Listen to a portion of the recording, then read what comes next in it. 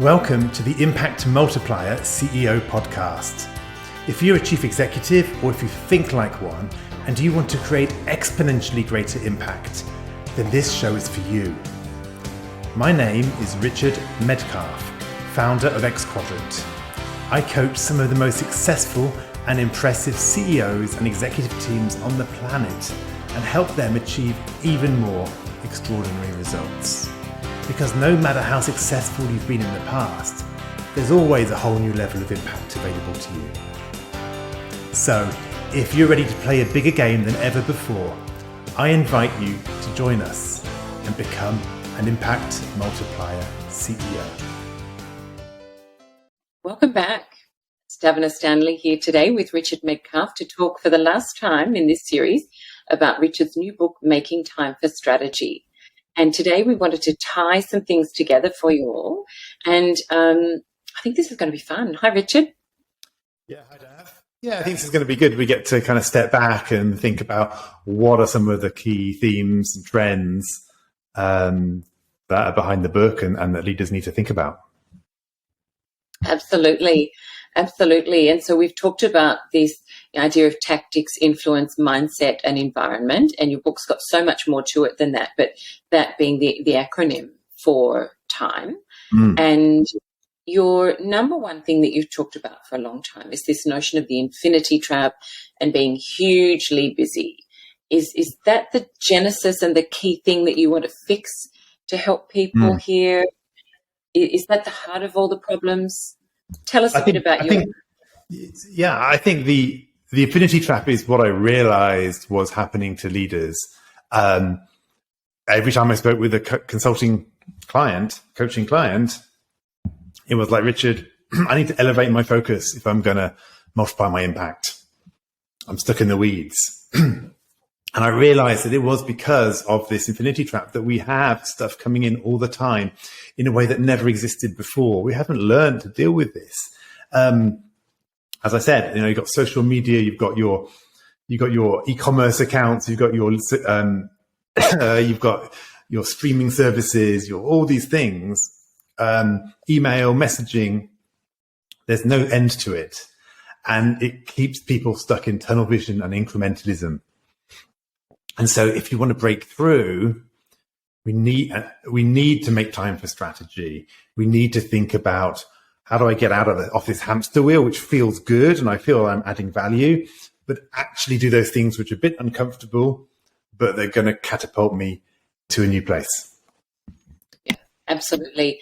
Absolutely. And one of the things that I loved that when we spoke some time ago about some of the messages in the book before I read the draft, and you've emphasized this in the book, is to focus on something you want to do rather than focusing on the things that you want to stop doing. It's a little bit like a child learning to ride a bike and coming up near a tree and thinking, oh my goodness, I mustn't hit the tree. If we keep focusing on the things that we want to stop doing and try or to reduce the amount of time we spend doing, then all we're going to do is think about them. We're not going to think about the things that actually we want to do and we really want to, add value on. I took a leaf from your book, actually, Richard, in that regard, just to show it's a simple thing. But, you mentioned that you said spend the very beginning of your day, whenever possible, on the thing that you really want to focus on. And, Monday today in my time zone, that's exactly what I did. I spent the first hour and a half of my day today focused on my number one project. And I have to say, it felt so, so good. Yeah, it does. It gets your day off to a great start. I think your point around focusing on, let's focus on these high value activities, gives us that emotional push, that emotional jolt, actually makes everything else easier. But the challenge for leaders that I have is, what are you actually committed to? Yes. And so I like to say most leaders are over-obligated and under-committed. And so my point is, are you really committed to this next level behavior that you talk about? Are you really committed to getting your team to the next level? Are you really committed to building this new capability in your business? Are you really committed in creating time to think and strategize? Or are you actually committed to the way it's currently happening, not dropping the ball on these lower level tasks, on, and so forth. Not to say that you have to drop the ball, but there's always going to be a bit of risk when you move and you start to delegate, when you reinvent your success formula. What is it that you're committed to? Is it performance in this near term, or is it growth and impact, which requires some investment? Yes. No, I like that. And they're just spreading themselves far too thin, far too often, aren't they? Yeah. And feeling like they have to do everything rather than saying, actually, what do I commit to and what am I actually going to get done? No, I like that. And you talk sometimes about, and that somehow feels maybe like a bold thing in a way, but tiny improvements, bold moves. You talk about making some fairly foundational but small shifts that are achievable and doable, that make a really big difference, a bit like that ship that you turn by a degree and it goes a long distance. It makes a very big difference to the destination. Yeah. There's these two things which are important to keep in mind. On the one hand, I want you to think boldly about your use of time, not just say, oh, I've got one meeting I can perhaps cancel, right? You need to significantly shift your focus, your attention, the way that you delegate, the way that you empower, what the questions that you're considering.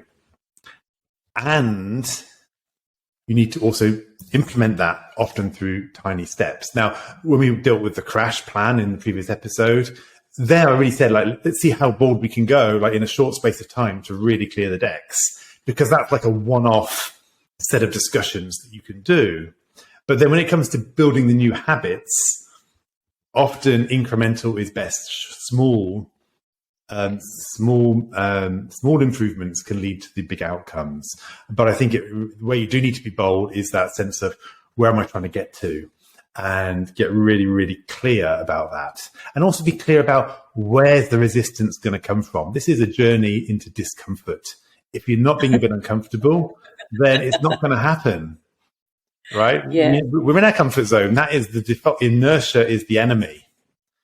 And if we want to change, we're going to have to feel something that's just a little bit uncomfortable.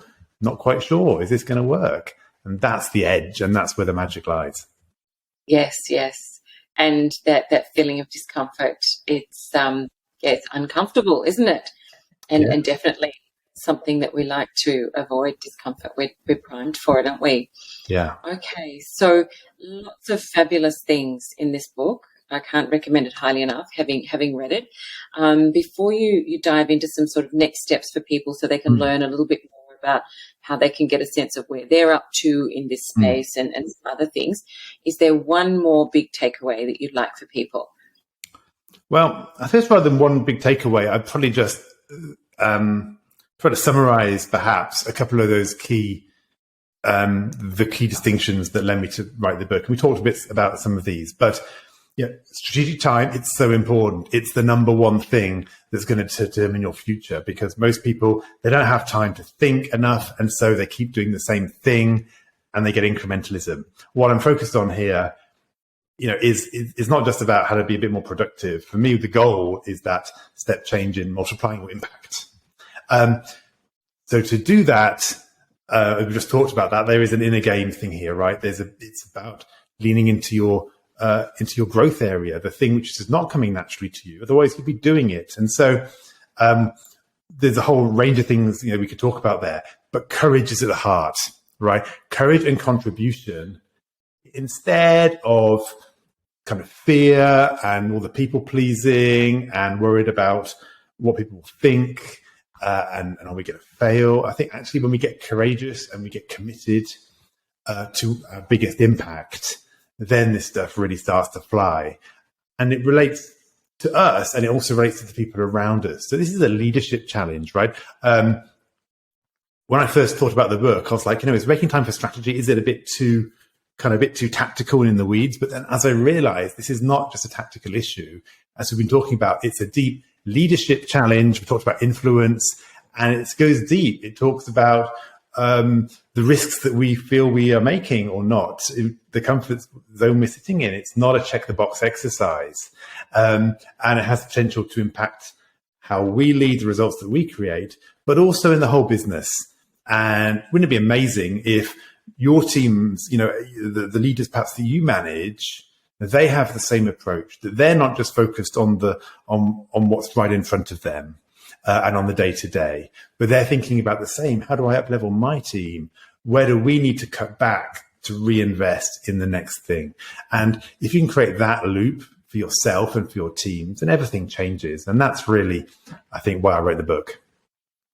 No, fantastic. And that idea of multiplying it further down from yourself to your team and the team of teams as well, I think is where that multiplication can come from. No, that's right. Absolutely fantastic. So on your makingtimeforstrategy.com website, you've got a diagnostic to help people work out where they're up to.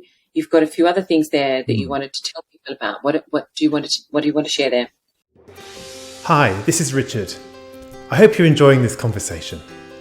This is just a quick interlude to tell you about my book, Making Time for Strategy, which is being released in January 2023. It deals with perhaps the number one challenge I've come across in my coaching work with top executives: how to get out of the weeds of operations and make time for the high impact strategic work that will lead to breakthrough results.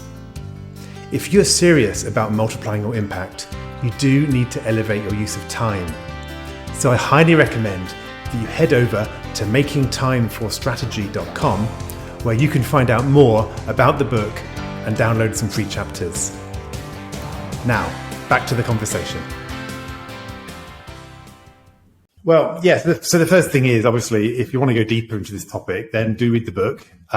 It's a pretty easy read, lots of short chapters so that you can dive in when you're busy. And if you go to makingtimeforstrategy.com, there is an assessment there, a diagnostic tool. It will give you your score kind of from 1 to 100 of just kind of whereabouts are you on this journey. And it will show you against those 4 areas: tactics, influence, mindset, and environment. It'll give you your kind of detailed scores, as well as the recommendation. Well, where might you want to start? Perhaps it's actually mindset where you need to start, or perhaps it's influence. And you'll get that sense from doing it's just 20 questions or so. It takes you just a minute, and it'll give you a bit of a roadmap for you personally. So that's the first thing I would say. Head over to makingtimeforstrategy.com and do that. And then read the book.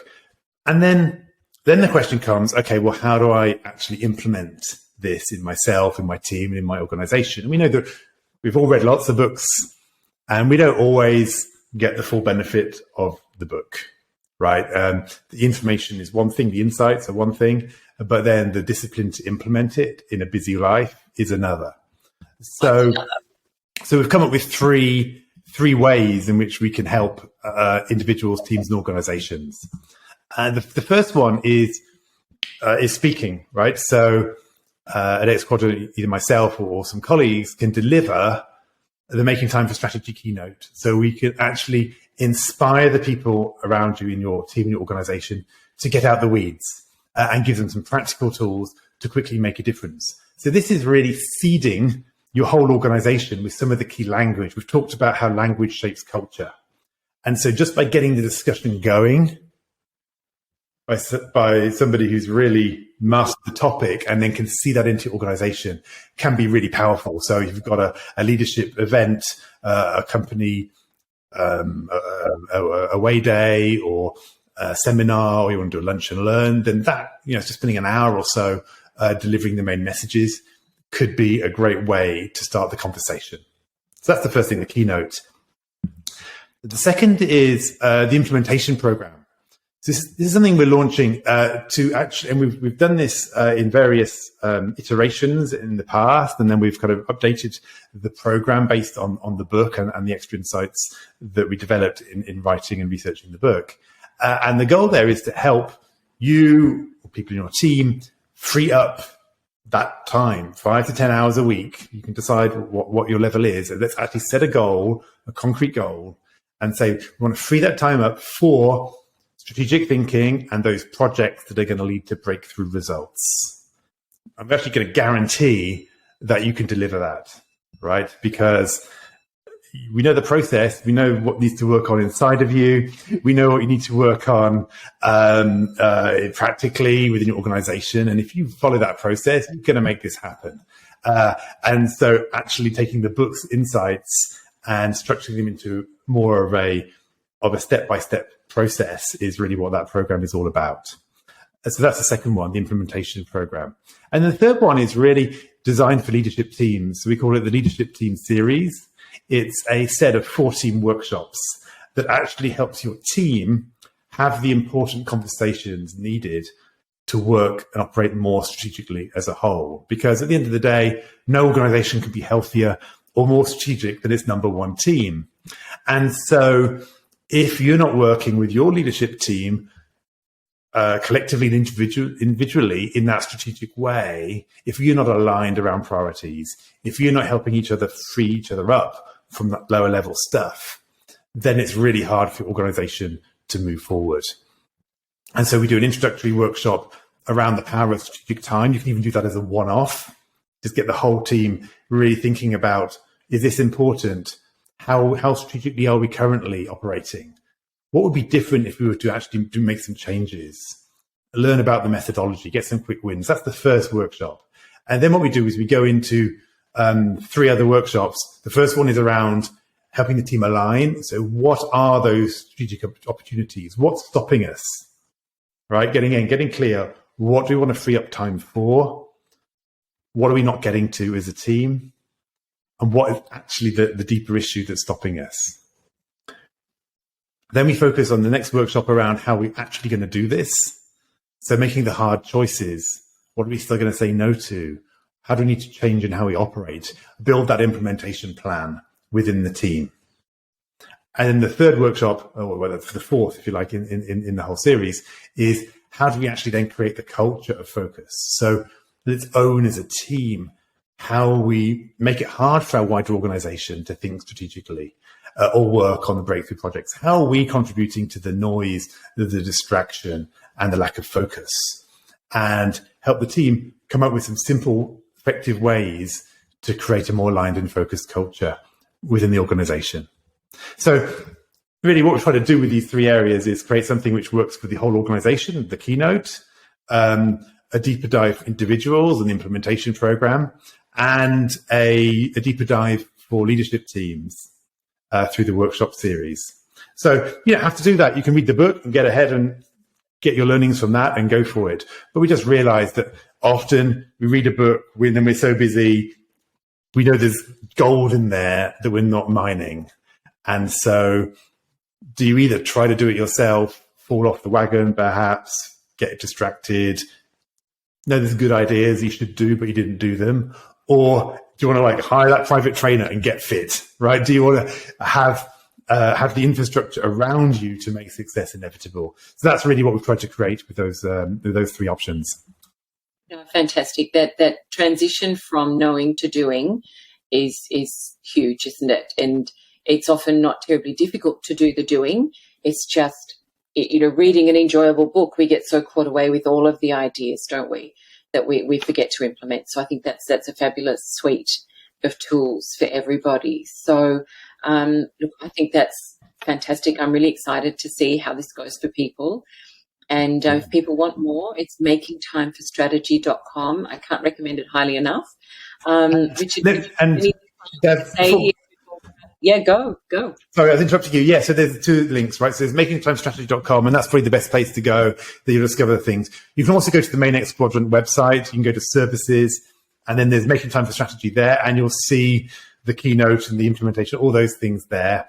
I'll put it in the show notes as well, but it shouldn't be too hard to find. But I think if you've not read the book, I'd encourage you to read it. I mean, I've done this really as a way of giving back, right? Of actually taking all the work that I've done with very high level leaders on this topic and distilling it into something which is very affordable and getting it into the hands of as many people as possible. Because I believe in this stuff. I believe it can change individuals' destinies fundamentally when we shift our mindset.